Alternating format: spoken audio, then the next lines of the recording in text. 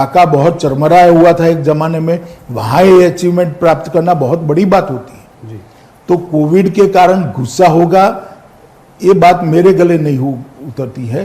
Covid के कारण ढेर सारा फायदा हो। इसके अलावा 54,000 करोड़ की राशि बिहार सरकार ने खर्च करी है।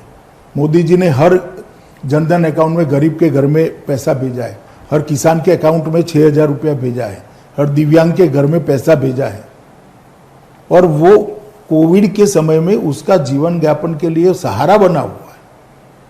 तो सरकार का ये जो संवेदनशील चेहरा है नरेंद्र मोदी जी का, चाहे नीतीश कुमार जी का, उसने कोविड से ग्रसित और कोविड से पीड़ित जनता को एक संवेदनशील राज्य, चाहे केंद्र हो या राज्य हो, संवेदनशील सरकार कैसी होती है इसका परिचय कराया।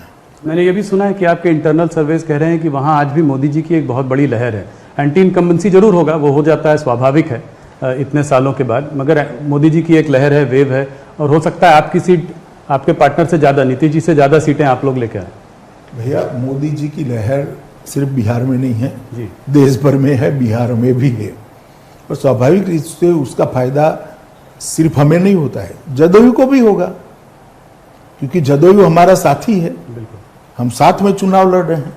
तो मोदी जी की लहर से सिर्फ बीजेपी की सीटें बढ़ेगी ऐसा नहीं होगा, जदयू की इतनी ही सीटें बढ़ेगी जितनी बीजेपी की बढ़ेगी। हम लगभग बराबर सीटें लड़ रहे हैं, एक सीट जदयू हमसे ज्यादा लड़ रहा है, बराबर सीटें लड़ रहे हैं। और मैं अभी भी कहता हूं कि आप कितना भी जवाब ढूंढने का प्रयास करिए, बिहार के अगले मुख्यमंत्री नीतीश कुमार जी।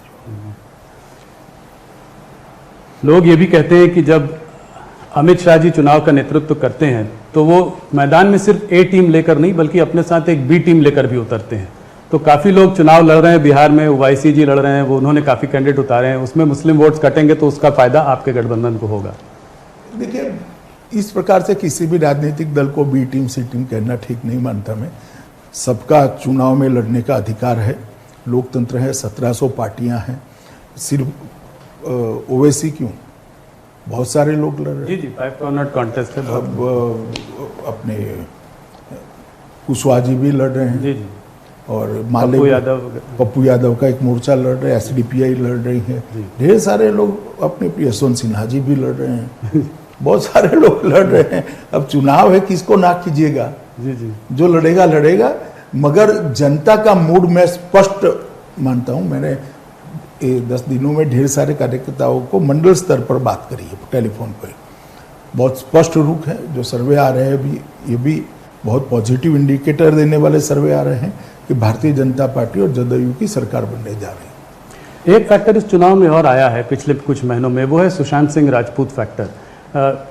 कहा जा रहा है कि ये एक सुशांत सिंह राजपूत का जो केस है, ये एक महाराष्ट्र वर्सेस बिहार एक लड़ाई में बदल गया है और बिहार चुनाव में एक अहम मुद्दा है। क्या आप इस बात को मानते हैं? देखिए, मुझे मालूम नहीं है जमीन में ये केस कितना चुनावी मुद्दा बना है, मगर बना भी है तो इसका कारण हम नहीं है। अगर पहले से सीबीआई को दे दे तो चुनावी मुद्दा ही न बनता। शंकाएं तो पहले दिन से खड़ी हो गई थी, क्यों पकड़ कर रखना, दे देना चाहिए था। अब ये ऑर्डर भी हमने नहीं करा, उच्चतम न्यायालय ने किया है। उच्चतम न्यायालय ने जब सीबीआई को कहा कि आप जांच करिए तो हमें कर रहे हैं। मगर मैं इतना मानता हूं कि सुशांत सिंह जी की जगह कोई भी व्यक्ति हो, अगर अपमृत्यु होती है तो इसकी जांच ढंग से होनी चाहिए, न्यायिक होनी चाहिए, न्यूट्रल होनी चाहिए। जल्दी में आपको लगता है कि केस को क्लोज कर दिया था मुंबई पुलिस ने? मैं कोई टिप्पणी करना नहीं चाहता क्योंकि सीबीआई जांच कर रही है और अभी कोर्ट के सामने मामला है, परंतु परसेप्शन जो बना था उस वक्त वो ठीक नहीं बना था।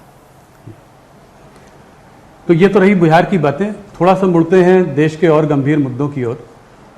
सबसे गंभीर मुद्दा पिछले महीनों में जो रहा है वो रहा है चाइना का मुद्दा। आप इस मुद्दे को कैसे देखते हैं? क्या चाइना ने, लोग तरह तरह की बातें कर रहे हैं, पर मैं आपसे सीधा सवाल पूछना चाहता हूं, क्या चाइना हमारी सीमाओं में घुस आया है? क्या आपको कुछ उम्मीद है कि इस समस्या का समाधान निकलेगा? मिलिट्री लेवल टॉक्स काफ़ी दिनों से चल रही हैं, डिप्लोमेटिक दरवाजे भी खुले हुए हैं, क्या इसका समाधान आपको दिखाई पड़ रहा है? देखिए, दोनों सेनाओं के बीच में भी बात हो रही है और दोनों देश के डिप्लोमेट भी बात कर रहे हैं। उस वक्त सरकार के गृह मंत्री नाते मुझे कुछ कहना उचित नहीं लगता, मगर मैं नरेंद्र मोदी जी की बात को दोहराता हूं कि हम अपनी एक एक इंच जमीन के लिए जागरूक हैं और इसको कोई छीन नहीं सकता। तो अंदर किसी के आने का कोई सवाल नहीं है, आप ये कह रहे हैं? मैं फिर से एक बार मेरी बात को दोहराता हूं, हम सीमाओं पर अपनी एक एक इंच जमीन के लिए जागरूक है पर उसको कोई छीन नहीं सकता। चाइना तो ये समझता है कि लद्दाख और अरुणाचल प्रदेश भी जो है हमारे देश का हिस्सा नहीं है, तो क्या आपको लगता है कि भारत को भी तिब्बत और ताइवान के रवैये की ओर जो है एक अपने नीति में बदलाव लाना चाहिए?